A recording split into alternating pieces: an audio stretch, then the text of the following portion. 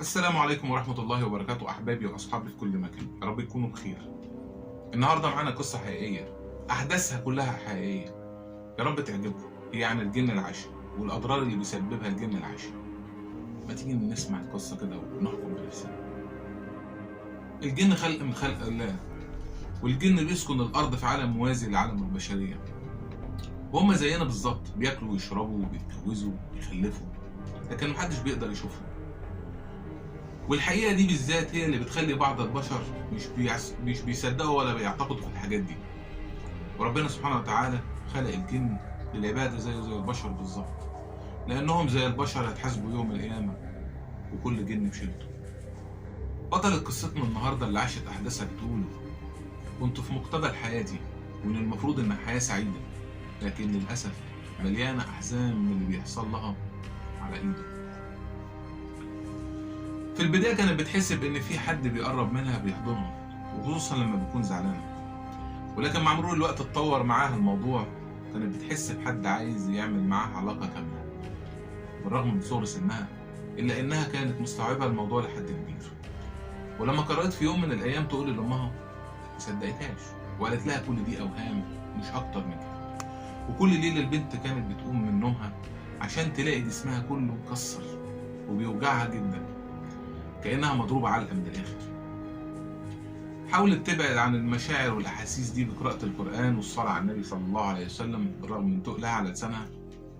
في أوقات كتير كانت بتقرر الاستسلام، عشان بتواجه شخص مش قادرة تشوفه ولا تعرف حتى ملامحه من الأساس، شيء بيتحكم بحياتها وبجسمها بشكل كامل، ودايما كانت حاسة إنه بيراقبها دايما.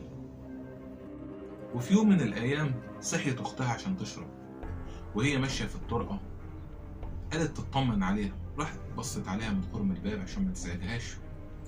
وقتها شافت اللي يخليها تصدق أختها في كل كلمة من اللي كانت بتقولها قبل كده، واللي كانت بتتوسل ليهم عشان يصدقوها فيه.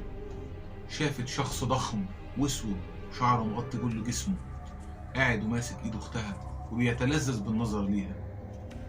كانت اختها دي اكبر منها سنا، فجريت وقتها على طول عشان تقول لابوها وامها اللي شافته، وان اختها ما كانتش كذابه في اللي كانت بتقوله، واللي كان جزء هين من الحقيقه. ولما راحوا اوضتها كان طبيعي كان يختفي في الوقت ده. وهنا كانت الطامه الكبرى في حياه البنت دي، اللي حالها زي حال كل البنات، او البنات اللي بيتمتعوا بقدر عالي من الجمال تحديدا. لما كان بيتقدم لها عريس كانت بتفضل في مشاكل كتيره نفسيه وجسديه. وصل الامر انها تسمع تهديدات بودانها لو وافقت على العريس اللي متقدم لها، لدرجه انها كانت بتصاب بالرعب لو سمعت كلمه عريس. البنت دي عمرها دلوقتي 25 سنه، حياتها تقريبا اتدمرت تماما، مش بتقدر تصلي ولا تقرا قران. والمصيبه ان ابوها وامها ما كانوش بيعتقدوا بامور الجن والغيبيات، وراحوا بيها لاكتر من دكتور، بيحاولوا يعالجوها جسديا ونفسيا، بس للاسف بلا جدوى. وصل حال البنت انها بقت بتخاف تنام، ولما كانت بتحس انها مش قادره تقاوم النوم تخلي امها تنام جنبها وتمسك ايديها لحد ما تروح في النوم. ويدوب اول ما تدخل في النوم تصحى مفزوعه من اللي شافته وهي نايمه. كانت دايما بتشوف شخص بيحاول يعتداء عليها، وفي كل مره يحصل كده معاها لما نامت تقوم عشان تلاقي اثار علامات على جسمها بجد. كانت مخبيه الموضوع ده عن اقرب الناس ليها، عشان ببساطه في كل مره بيحاولوا يقنعوها بان ده كل ده مجرد اوهام. وفعلا نفذت كل طاقتها على المقاومه مع كل الفحوصات الطبيه والنفسيه، واللي بالمناسبه كلها من غير فايده. وهنا سؤال: هو في فعلا جن يقدر يدمر حياه شخص بريء بالشكل الوحشي ده؟ حسبنا الله ونعم الوكيل. وبكده حبايبي واصحابي في كل مكان نكون وصلنا لنهايه قصتنا النهارده.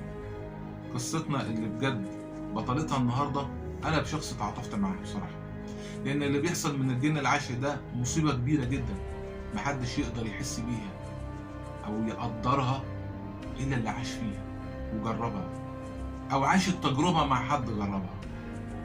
والله في عونه بصراحه.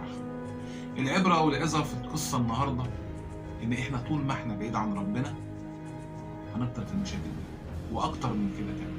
الحل ان احنا نقرا القران ونصلي على النبي ونقول الاذكار ونتحصن دايما بالله. غير كده احنا هنبقى في اكتر من كده. اتمنى ان انتوا تدعموني بلايك وشير وتشتركوا في القناه. مش هكتر عليكم. سلام.